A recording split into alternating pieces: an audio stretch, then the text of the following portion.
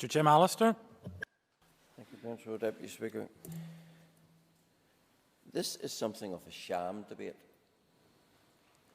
because we're debating regulations made by an executive when that executive collectively does not believe in regulations in some respects. And the sham is further underscored by the fact that this debate will be responded to on behalf of the executive by Junior Minister Kearney, who last Tuesday, when he last debated these matters, when he ought to have been here to move or to answer, chose instead to himself breach the regulations by attending a funeral of a person of whom he was neither a household member nor a relative, when the regulations were abundantly clear in Regulation 52G that no person who was not of the same household or a relative should be attending any funeral. Deputy Minister Kearney, with his cohorts, decided that law wasn't for him. And yet today, in a display of incredible hypocrisy, this House will be treated to a junior minister responding to this debate in respect of regulations which he himself does not honour. How low can this place sink? That's why I said it is a sham. A fundamental of the contract between government and the governed is that the government that makes the laws keeps the laws before they expect the people, for whom they are also made, to keep them. And yet here we have a situation where we have ministers in this executive who sit round the executive table making these laws. Then, when the opportunity requires it, flagrantly breach them. Where is the loyalty?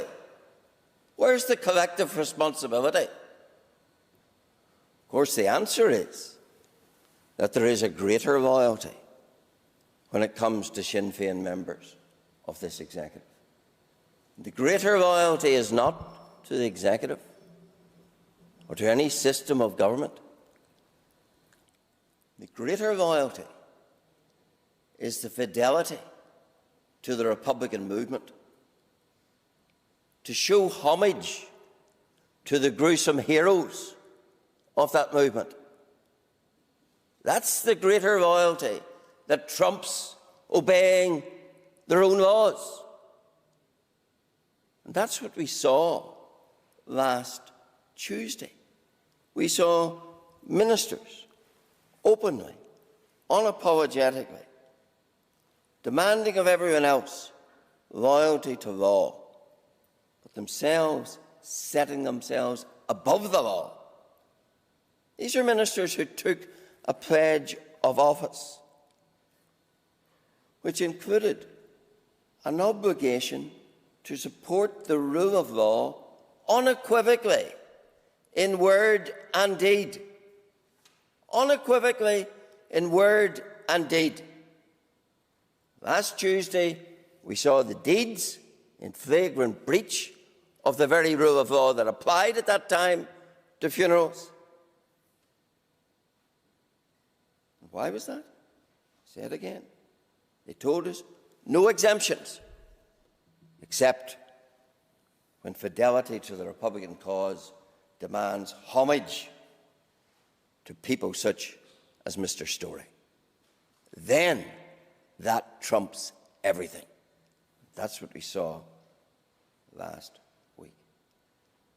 And unequivocally in word, well, of course,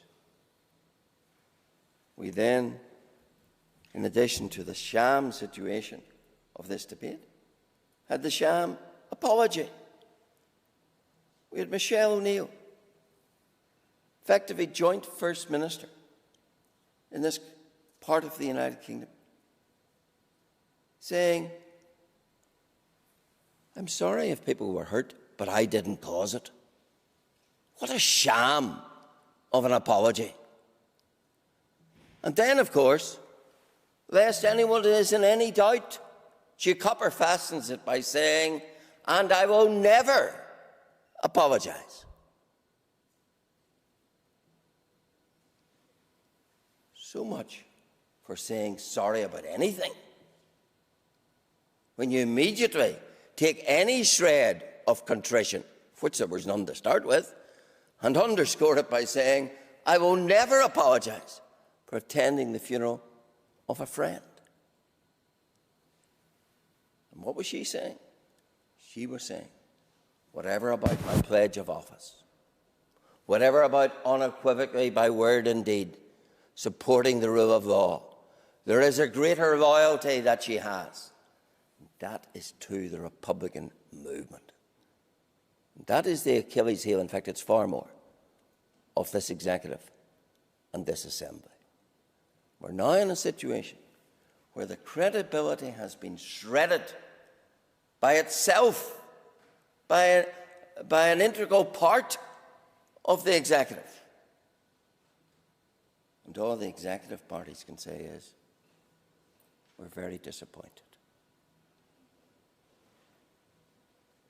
That's what they're going to tell us tomorrow in a motion. We're very disappointed. No condemnation, no demand for resignations. Isn't it disappointing? How pathetic.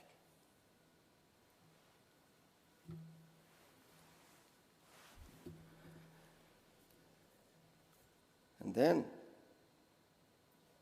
today, no doubt, we'll be treated in the wind-up to a recitation of all sorts of weasel words. But the reality remains. This is an executive populated on the Sinn Fein side by ministers who believe themselves to be above the law, the very law they seek, they make. I can't imagine a more shattering position for any government to be in than those who make its laws, then set themselves up above those laws. And then come to this House with the pretense that they need to have this House approve regulations, which when it suits, some will not even obey.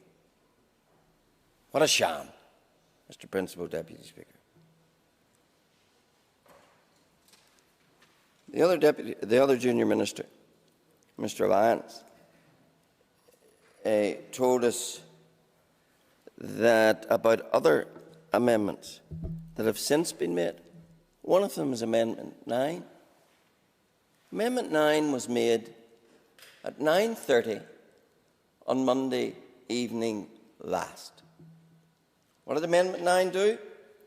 It allowed, instead of 10, 30 people to participate in an outside gathering. When did it come into effect? Well, you might have thought it could have been laid in this House before it came into effect. Oh, no. It came into effect 90 minutes later, at 11 o'clock last Monday night, before it was even laid in this House. Never mind debate it. Why was that? Well, maybe we have the answer in the utterly bogus excuse proffered by Sinn Fein as to their justification for being at this funeral. when they sought to self-isolate the cortege from the funeral, when they sought to suggest the cortege was only 30, even though they'd elbowed family members out of it so as they could be there themselves to keep it at 30. The cortege was only 30, therefore they didn't break the law. Utterly bogus, totally spurious. Regulation 52G is emphatic in its terms. But is that why Amendment 9 was made at great haste and published at great haste late into last Monday evening so as to provide a fig leaf to Sinn Fein? Were the DUP complicit in that? Did they not see what was happening? That the very next day, a gruesome hero of republicanism was to be buried? Did they fall blindly, or not so blindly, into the trap of providing a fig leaf for Sinn Fein? Even though that's all it is. It's utterly bogus. It does not exculpate them from the breach of the law. I think the public who have been watching on in amazement will want to know, what was the haste? What was the urgency the statute requires to make that amendment before it could even be laid in this House? It's not the first one that's been made without being laid, I grant you that. But it is the one made, I believe, in the shortest timescale with the most obvious political ramifications. So, many questions. Could I come to an issue, Mr. Principal Deputy